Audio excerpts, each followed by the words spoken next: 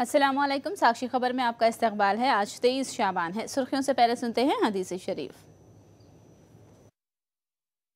बिस्मिल्लाहिर्रहमानिर्रहीम। हुजूर अकरम सल्लल्लाहु अलैहि वसल्लम ने इरशाद फरमाया, सुबह व शाम इस तरह गुजारो कि तुम्हारे दिल में किसी की तरफ से कोई मैल न हो। और अब सुर्खियां। चंद्रबाबू के स्कैम्स और करप्शन से राजनाथ सिंह को कराया गया वाकिफ। जगन ने वजीर दाखिला से की मुलाकात। राजनाथ से मुलाकात के बाद गवर्नर कर रहे हैं वजीर आजम से मुलाकात। नोट के बदले वोट स्कैम पर बातचीत होने का कयास। चंद्रबाबू से अपोजिशन ने मांगा इस्तीफा। एमएलएस को खरीदने के लिए हवाला का इस्तेमाल और रुश्वत में मुलविस होने के संगीन इल्जामात। रेवंत रेड्डी की बेटी के रस्म में शिरकत के बाद जेल वापसी। रस्म तकरीब में चंद्रबाबू नायडू और तेलुगु देशम कायदीन ने की शिरकत।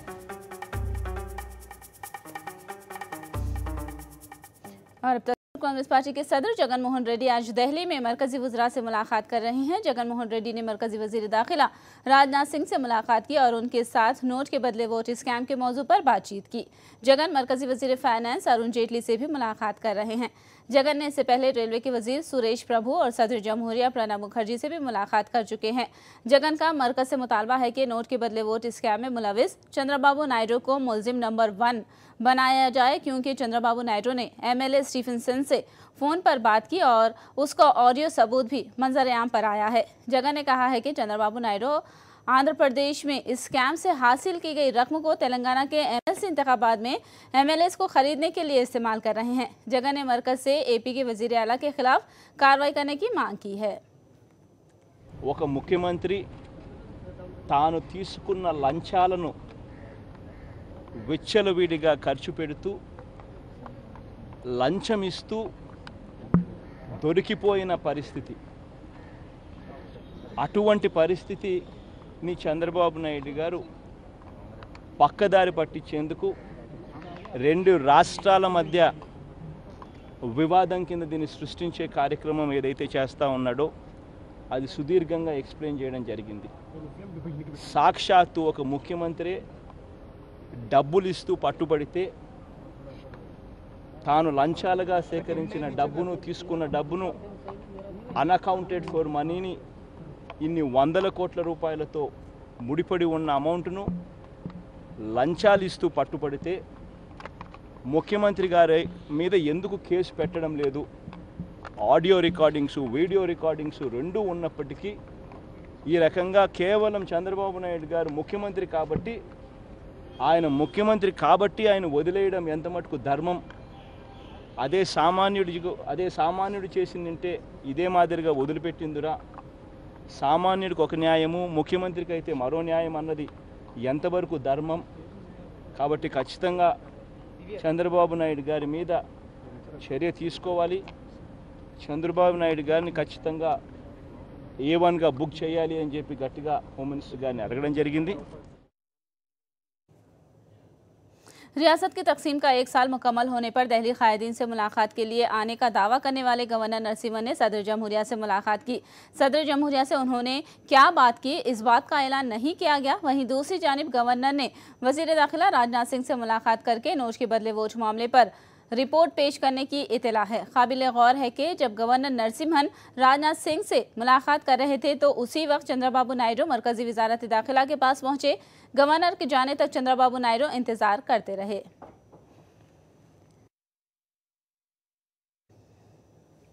नोट के बदले वोट मामले में मरकज का क्या रद्द अमल होगा, इस बात पर टीआरएस की खास नजर है। दिल्ली में जारी सियासत और बीजेपी सीनियर कायदीन से चंद्रबाबू नायडू की मुलाकात का टीआरएस कायदीन बारीक बीनी से जायजा ले रहे हैं। रेवंत मामले में पकड़ में आए चंद्रबाबू नायडू को मरकज का ताउन हासिल न होने का टीआरएस हल्का इजहार कर रहा है।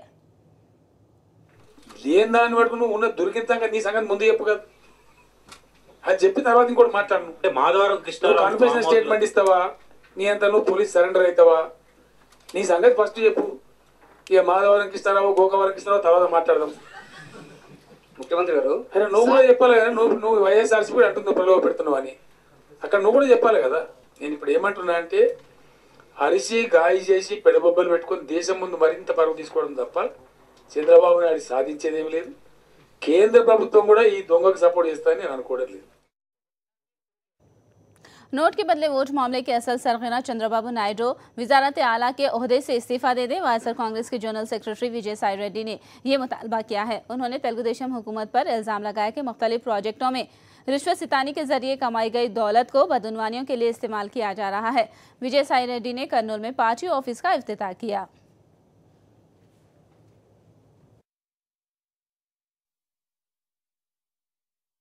ఒక్క ప్రాజెక్టులోనూ ప్రతి ఒక్క వ్యవహారంలోనూ ముడుపులు తీసుకుంటూ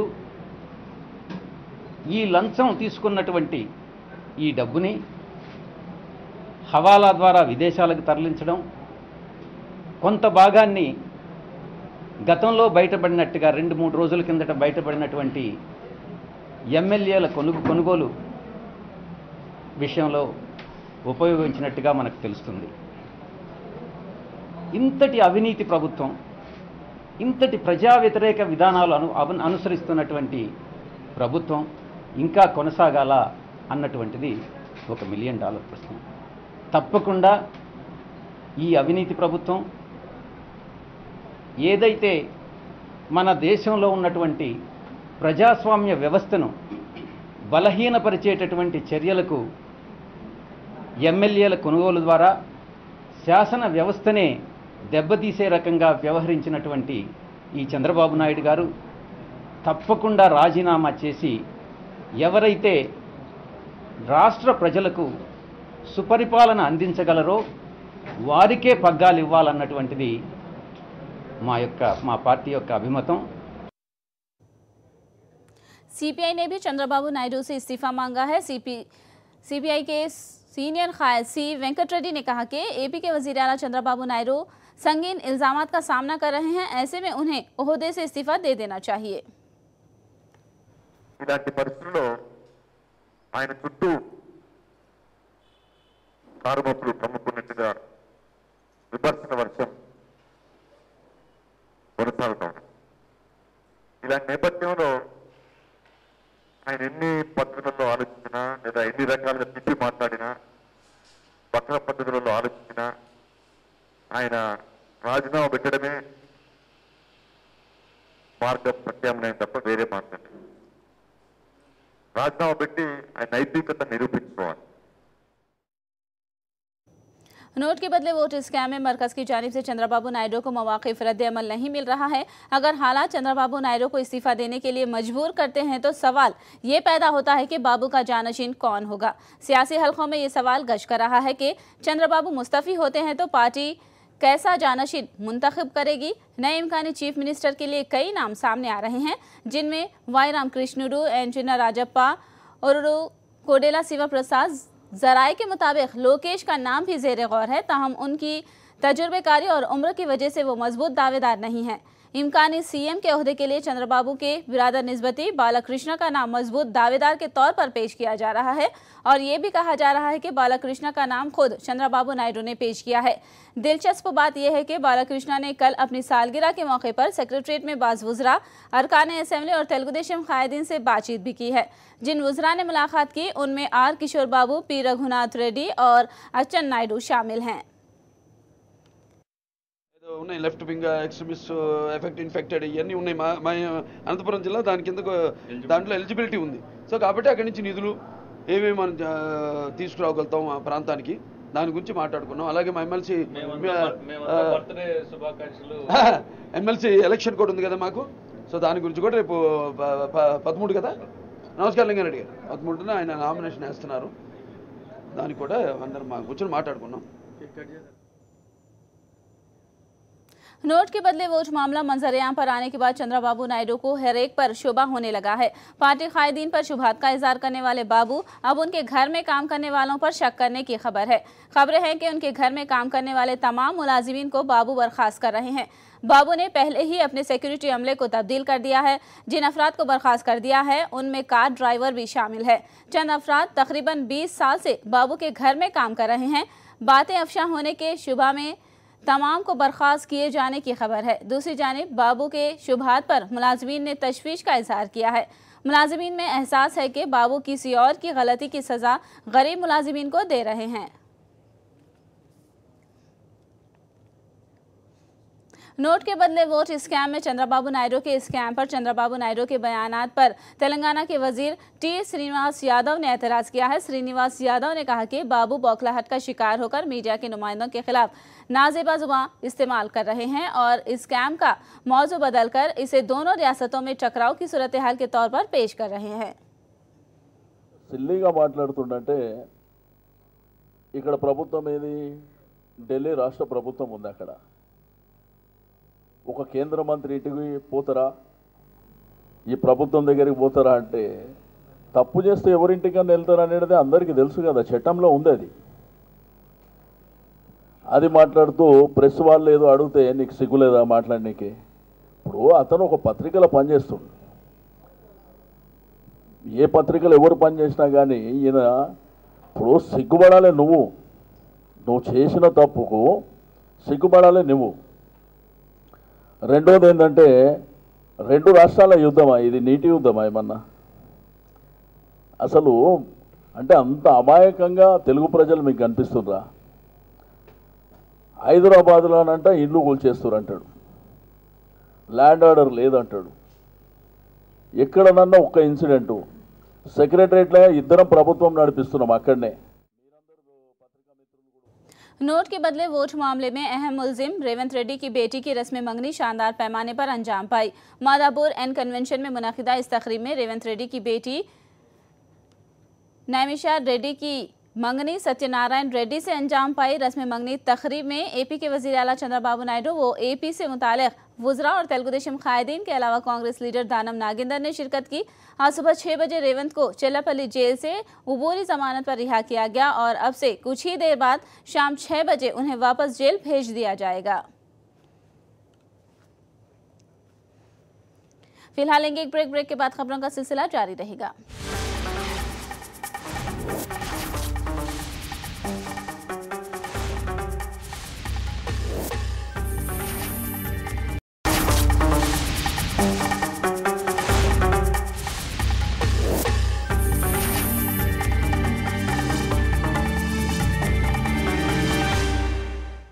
साक्षी खबर में दोबारा आपका इस्तकबाल है। पालामोर रंगारेड्डी इरिगेशन प्रोजेक्ट का वजीर आला केसीआर ने संगे बुनियाद रखा। महबूबनगर जिले के भूतपुर मंडल में किरीविना में इरिगेशन पाइलान की रुनुमाई अंजाम दी। इसके बाद इरिगेशन प्रोजेक्ट के तहत आने वाले नशीबी इलाकों के मुतासरीन से बात की।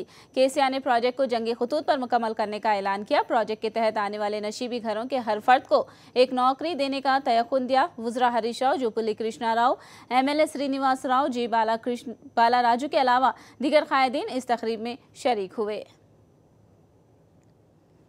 అన్నదమ్ములకు ఇక్కడ ఉన్నటువంటి 3 తండాలు, ఇక్కడ ఉన్నటువంటి బట్టూరు, కరివెన, బట్పల్లి, కరివెన ఇంకితర గ్రామాలని అతి తక్కువ ముంపు ఉండాలని ఆలోచన చేసినాం.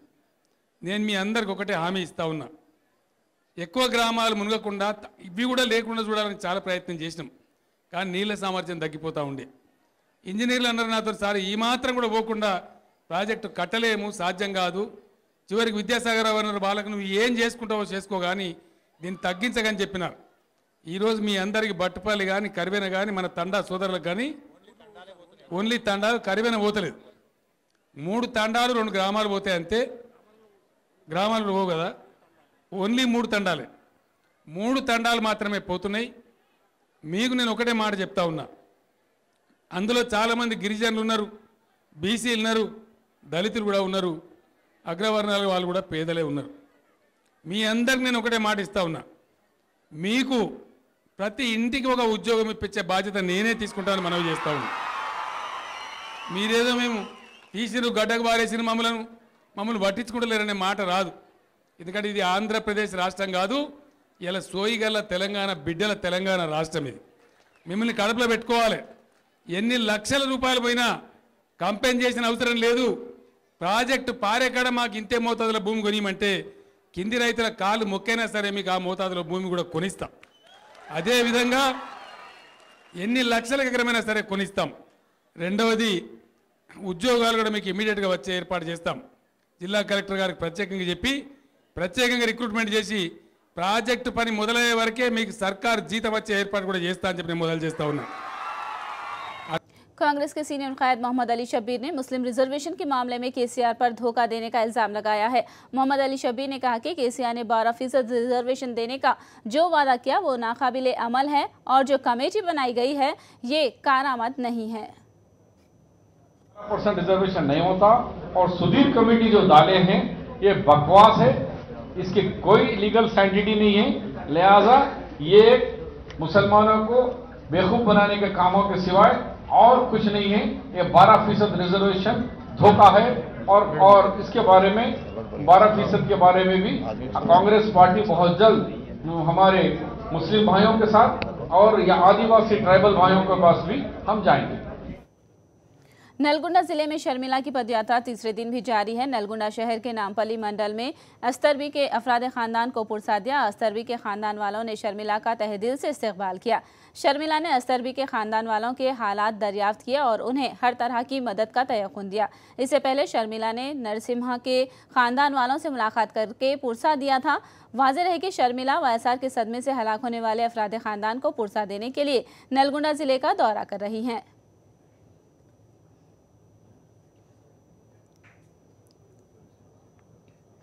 गुंटूर में मजालिस मकामी के तहत एमएलसी इंतखाबात के लिए सरगर्मियां तेज हो गई हैं। नामजदगी का अमल शुरू होते ही वायसर कांग्रेस के सीनियर कायद उमारेड्डी वेंकटेश्वरलू ने पर्चे नामजदगी दाखिल कर दिया है। उन्होंने पार्टी कारकुनों के साथ मकामी कलेक्टर ऑफिस पहुंचकर इंतखाबी ऑफिसर को पर्चे उम्मीदवार हवाले किया है।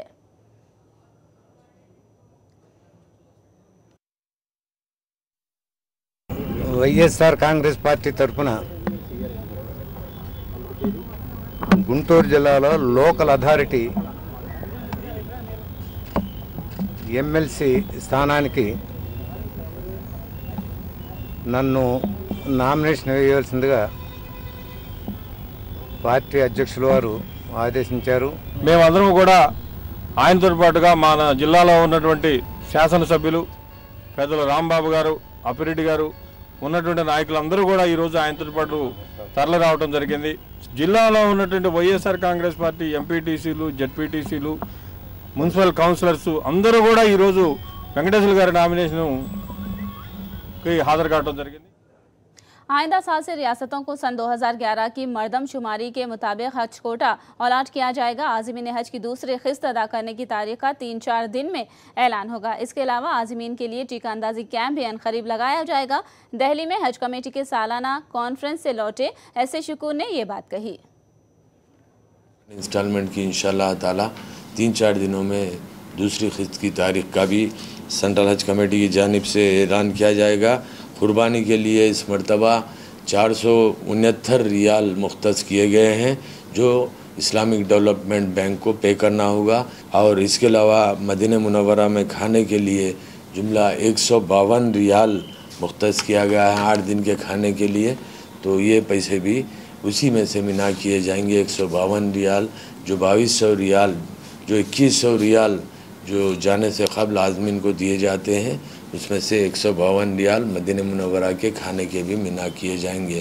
इंशाअल्लाह ताला बहुत जल्दी वैक्सीन भी आ जाएगा, वैक्सीनेशन कैंप का भी इनेकाद किया जाएगा। तो मैं तमाम आज़मीन से ख्वाहिश करता हूँ कि वो तरबियती इज्तिमात को ज़्यादा से ज़्यादा तादाद में अटेंड करें क्योंकि हर कुछ दिनों के बाद एक नोट के बदले वोट स्कैम के खिलाफ एहतजाज का सिलसिला जारी है। वायएसआर कांग्रेस पार्टी की जानिब से इस स्कैम के खिलाफ सिलसिलेवार भूख हड़ताल की जा रही है। राजमंड्री में मुकामी वायएसआर कांग्रेस पार्टी की जानिब से सिलसिलेवार भूख हड़ताल का आगाज किया गया। एहतजाज करने वाले कायदीन ने नोट के बदले वोट स्कैम में चंद्रबाबू नायडू को मुलजिम नंबर 1 बनाने की मांग की है। ఏదైతే ఓటుకు నోటు కేసు ఉందో మరి అందులో చంద్రబాబు నాయుడు గారిని A1 ముద్దాయిగా చేర్చాలని అలాగే తక్షణమే ఆంధ్ర రాష్ట్ర ప్రభుత్వం ఆంధ్ర రాష్ట్రం యొక్క గౌరవాన్ని కాపాడడం కోసం చంద్రబాబు నాయుడు గారు తక్షణమే ముఖ్యమంత్రి పదవికి రాజీనామా చేయాలని చెప్పి డిమాండ్ చేస్తూ ఈరోజు ఈ కార్యక్రమం చేపట్టడం జరిగింది। మరి ఏదైతే ఈరోజు తెలంగాణలో జరిగినటువంటి ఎమ్మెల్సీ ఎన్నికలకి సంబంధించి ఒక్క ఎమ్మెల్యేని 5 కోట్ల రూపాయలు పెట్టి కొనడానికి ధైర్యం చేశారని అంటే చంద్రబాబు నాయుడు గారు తెలుగుదేశం పార్టీ వారు ఈరోజు ఆంధ్ర ప్రభుత్వంలో ఏ స్థాయిలో అవినీతి జరుగుతుందనేటువంటిది మనందరం కూడా ఒకసారి ఆలోచన చేస్తే మరి నిజంగా ఈరోజు సిగ్గుపడాల్సినటువంటి అవసరం ఉంది. आंध्र प्रदेश में बल्दिया के कॉन्ट्रैक्ट मुलाजिमीन एहतजाज पर उतर आए हैं। कॉन्ट्रैक्ट मुलाजिमीन मुलाजिमतों को मुस्तकिल करने की मांग कर रहे हैं। कॉन्ट्रैक्ट मुलाजिमीन के एहतजाज में मुख्तलिफ तंजीमों के नुमाइंदे शामिल थे। बल्दिया के कॉन्ट्रैक्ट मुलाजिमीन ने दूसरे महकमों के मुलाजिमीन की तरह परमानेंट करने की मांग की है।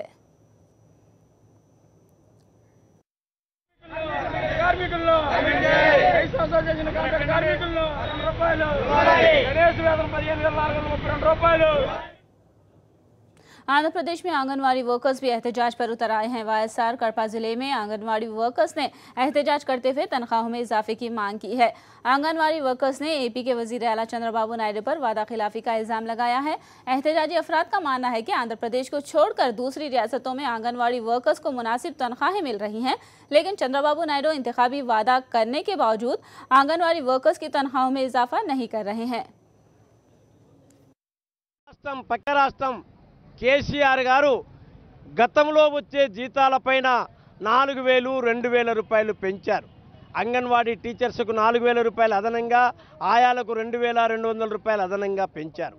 చాలా రాష్ట్రాల్లో, మన ఆంధ్రప్రదేశ్ కన్నా చిన్న రాష్ట్రాలు గోవా, పాండిచ్చేరి లాంటి రాష్ట్రాల్లో కనీస వేతనాలు తక్కువ లేకుండా ఇస్తున్నారు. 12000, 16000 రూపాయలు. మహారాష్ట్ర, కర్ణాటక, కేరళ తదితర రాష్ట్రాల్లో 1,75,000 రూపాయలు గ్రాట్యుటీ కూడా ఇస్తున్నారు.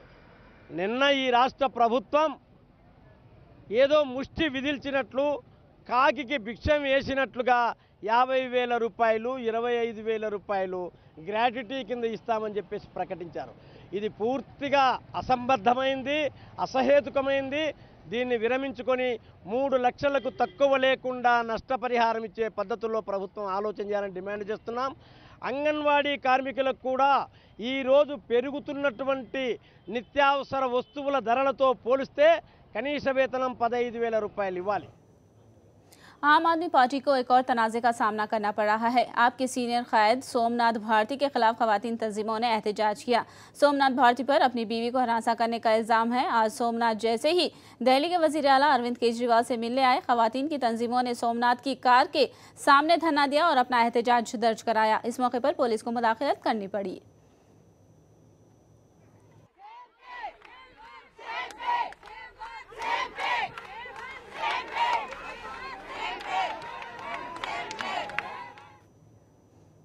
एहतजाज बीजेपी महिला मोर्चा की जानिब से भी किया गया। खवातीन ने दिल्ली के वज़ीर आला अरविंद केजरीवाल की रिहाइश गाह के करीब जमा होकर एहतजाज किया।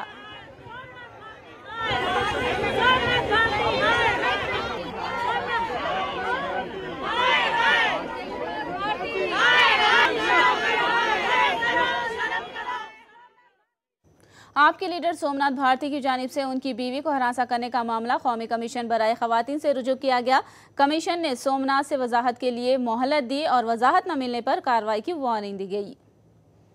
2011 में उन्होंने, इनकी पत्नी ने ऑलरेडी CIW सेल में एक कंप्लेन रिटर्न में दी हुई है, जिसकी फोटोकॉपी हमारे पास है। तो वो तब इन्होंने उनको मना के ये वापस ले आए।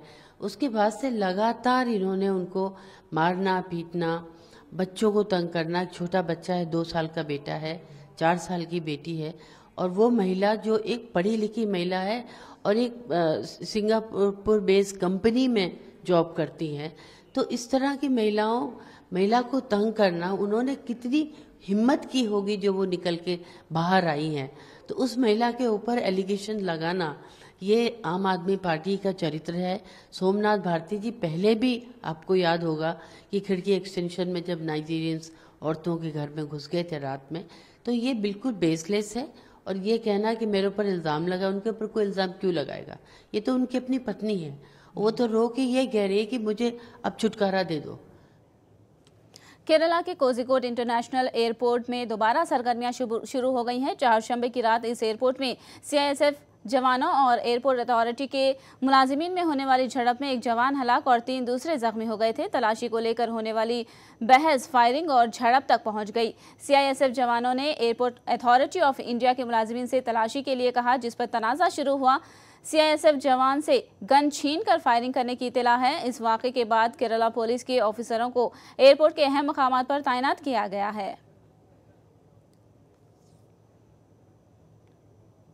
आसाम में सैलाब की सूरत हाल संगीन है। सैलाब से आसाम के 550 गांव के 1,95,000 अफराद मुतासिर हुए हैं। सैलाब की वजह से ब्रह्मपुत्र की नदी के इलाके में 8,200 एकड़ फसलों को नुकसान पहुंचा है। ब्रह्मपुत्र नदी खतरे के निशान से ऊपर बह रही है। लक्ष्मीपुर सैलाब से सबसे ज्यादा मुतासिर हुआ है।